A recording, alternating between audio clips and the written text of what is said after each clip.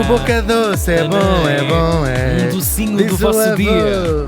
E diz o bebê, Por claro. acaso também diz. Não diz que é muito bebê. Diz que os olhos, quando os Sim, pudins sim, são sim. bons. Deem mais pudins desses aos vossos Dizem filhos. quando Vai têm fazer, fome. né? As cataratas nos olhos.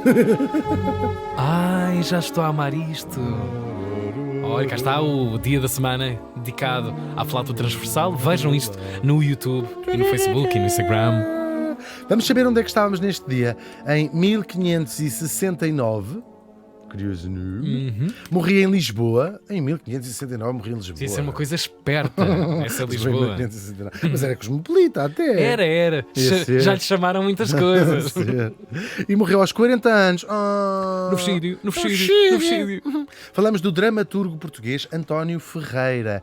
António diz António nasceu em 1528, também em Lisboa. Portanto, do mal, o menos podia ser açoriano ou uma coisa qualquer. Claro. E aí já era pior. Já era outra fatalidade. Logo, vejam isto. Claro. Os olhos.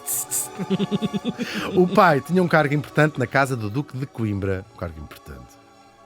Enfim, e o nosso Tó recebeu uma educação bem fixe, cheia de gente intelectual e gente muito chique. Safou-se, queres tu Safou-se, dizer? podia ser Bem, pior, de boa. podia ser pior. Claro, nos retratos que há dele tem aquele ar burguês que nem o dinheiro consegue nunca apagar, não é? Mas pronto. Acontece. Não é verdade. Há umas gravuras, eles eram todos iguais. Pois. Tu olhas para o padrão dos descobrimentos, sabes lá quem é a Filipa de Lencastre, quem é que é o Bartolomeu Dias. É um cabelo à escovinha, Sim. um barrete na cabeça. Um barrete, pois é, um E barrete. assim era o António Ferreira. Um saiote, aquele sim, kit. sim. Depois assim uma parca. Mas que a pôs gente chama ligas parca, naquelas tal e pernas, qual. sim. E um sapato Sim. em camurça com a ponta levantada. Sim. Tal, É verdade. sim, as mulheres ainda se vestiam um bocadinho melhor, mas isto aqui era o que era. Pronto. Ele estudou na Universidade de Coimbra, onde chegou também a dar aulas para compor o magro orçamento familiar. Não sei se era para isso, mas eu gosto de dizer para compor o magro orçamento familiar. Ele viveu, claro, mesmo no olho do humanismo em Portugal, olhésimo. Pois. Ele foi discípulo, quiçá namorado, do grande poeta português Sá de Miranda. O quiçá namorado foi uma brincadeirinha. Não, a maneira. Quiçá namorado, Se sabe? deixasses aí. Porque A maneira é como isto fica verdade, enrolado. sei lá. Sim. Sim, vou dizer outra vez. Foi discípulo e quiçá namorado do grande poeta português Sá de Miranda. Sabes lá? Fica feito. Quer dizer, assim. vais-me garantir que completamente bêbados numa queima das fitas em 1500. Claro, tudo podia acontecer. O Sá de Miranda Iam não deu um ao linguado ao académico, António iam ao Ferreira. académico buscar jola e aquilo à noite. Pões a mão no fogo. Eu não ponho nem pelo não, Sá de Miranda, sim, nem sim, pelo sim. António Ferreira. Muito menos nessa altura. E muito menos pelo António Ferreira. Este morto vai até ao fim Ele a já ser não tem. espalhado. Sim, não mas é? ele já não tem descendentes vivos, com certeza. Se calhar tem, mas não sabem.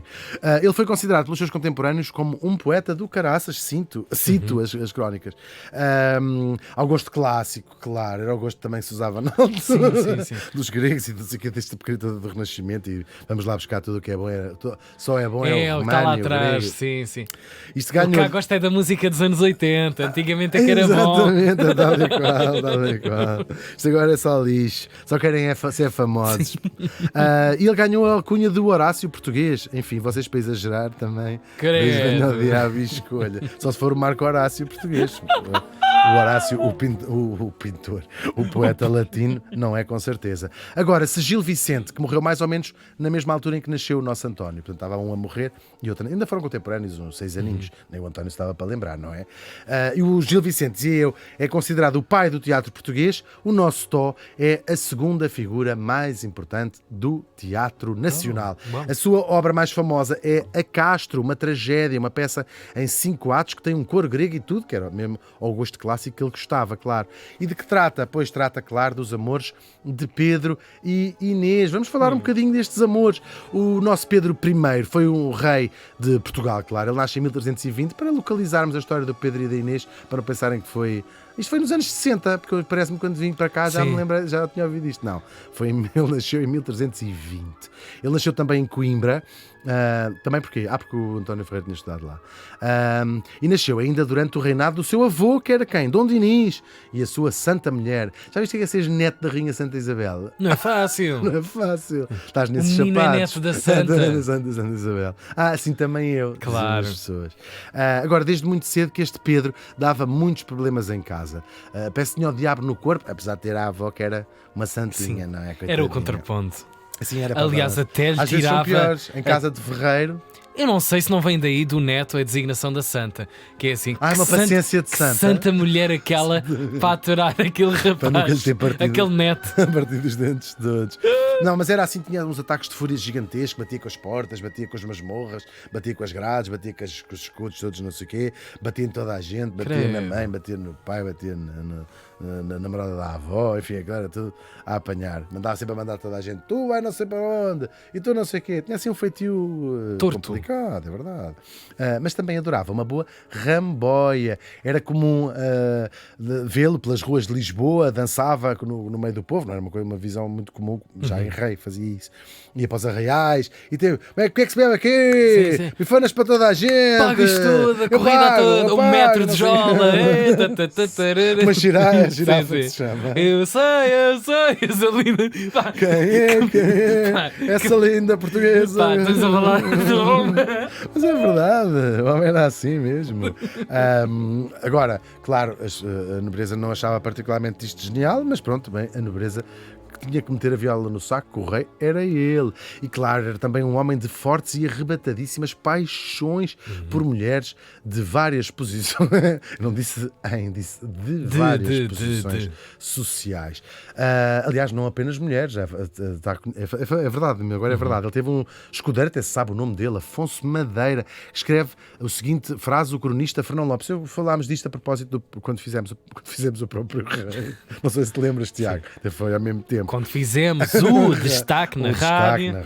Sim. Diz o Fernão Lopes sobre este Afonso Madeira: como quer que o rei muito amasse o escudeiro, mais do que se deve aqui dizer, escreveu ele na sua crónica. Ui, mas também vibra. Isso Vibrazita. fica ali uma coisa. Esta Fernão Lopes. Nem vos conto.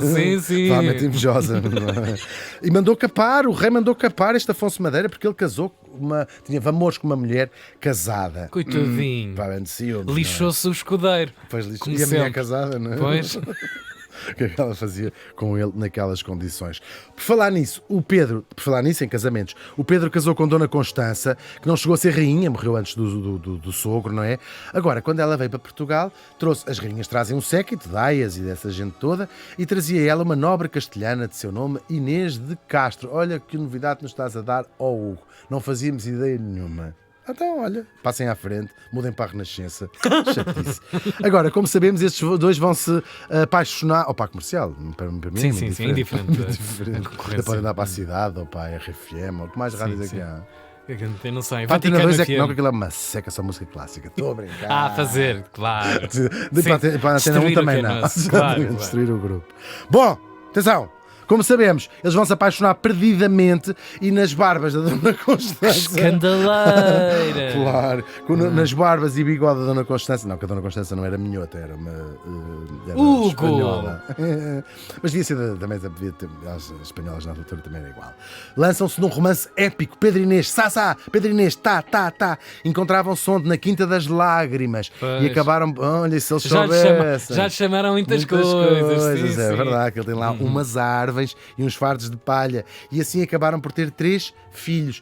Eles chegaram a viver juntos no Paço de Santa Clara. Imagina, verdade, tinham as contas ela já tinha a morada das finanças lá. Sim, Imagina, sim. a escandalosa. E uma conta comum, usavam os dois multibanco, o mesmo, dois cartões e rachavam tudo. Sim, Olha que eu sim. não gastei esta. Ela, por acaso, Não, neste ela caso, fazia- devia ser do género. Sim, ela era fixe. Deixava-o pagar e depois à saída dizia já transfiro pelo MBWay. Pois é, assim que é para ele Sim, não sim. se sentir... Para a coisa ficar sim, ali. Sim. Sim. Nem para os empregados do restaurante. Também não tirarem poder. Também estamos empregados no século XIV, não é?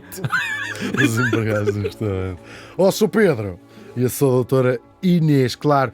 Foi um escândalo enorme esta relação, não só porque o Pedro ainda era casado, claro, mas porque a nobreza temia a influência da poderosíssima família Castro, que eram castelhanos, que depois, imagina, o Dom Pedro, quando fosse rei, ter ali esta quase, para eles, o inimigo à porta, ali dentro, que podia ser uma espia. Aliás, há várias teorias de que ela podia ser uma espia ou não, ou uma espiã. Diz espião ou espia? Espia. Espia, também digo espia. Mas acho que espiã também é correto dizer. Agora, o pai do Pedro, vendo aquilo tudo, o nosso Afonso IV, Ele não também foi já de tinha modas. de má fama, não é? Já tinha assim uma E fama ele não meio... estava bem. Ele Sim, não estava sim, bem sim. e disse assim: o meu Pedro, com aquela porca, e vai e manda matar Inês de Que Castro. horror. Conta que a apunhalaram à frente dos próprios filhos, crianças. O Dom Pedro ficou destruído e chegou a revoltar-se contra o pai, mesmo. Disse: vou-me revoltar contra si, pai. E o pai disse assim: não se volta nada. Eles acabam por fazer as pazes e no leito de morte, o pai, o Afonso IV, prometeu-lhe que ele perdoaria os assassinos de Inês de Castro. Disse assim: eles não têm culpa nenhuma, quem os mandou fui eu. Todo o ódio deve ser dirigido a mim. E o Pedro lá fez uma promessa, numa altura em que as promessas eram coisas seríssimas para a vida. Pois, Não, claro. não era, eu prometo que... Tiago, prometo nunca mais, não sei o quê. Não era isto. Aquilo- Isto era a sim. tua palavra. Era Claro, tudo claro. gravíssimo, claro. Bolas, e quando o teu pai é o rei de Portugal. Claro, não é? mas era Sim. mesmo, era uma coisa quase, era sagrada, Sim, uma sim, promessa. Só que o pai morreu e o Dom Pedro, agora rei, Espera lá. começa numa espiral de violência e de vingança. Ele quebra o tal juramento, gravíssima, uma coisa chamada perjúrio, não é? Perjúrio. E vai perseguir, prender e matar com as suas próprias mãos os assassinos de Inês de Castro. Arrancou-lhe o coração por as costas. É conhecido este quadro. Bolas. Mordeu e atirou aos cães. Não sei se atirou aos cães. Deve ter atirado, né? Então pôs num saquinho de plástico e foi lá abaixo. Foi lá abaixo, que foi tudo num Versão apartamento que ele tinha. bárbara. Sim, olha, sim, ele não era muito bom da cabeça, de facto, não é? A história ainda não acaba aqui. Diz ele, Pedro disse assim, e nós tínhamos casado em segredo, diz ele, já ele viúvo, não é? Nós casámos em segredo, talvez seja verdade, não há provas suficientes. O que fazia dela rainha, pois eles tinham casado em segredo. Então mandou desenterrá-la e pô-la num maravilhoso túmulo em Alcobaça, que já visitou, está em frente ao seu, pés com pés, para que a primeira coisa que virem quando acordarem no juízo final seja os olhos um do outro.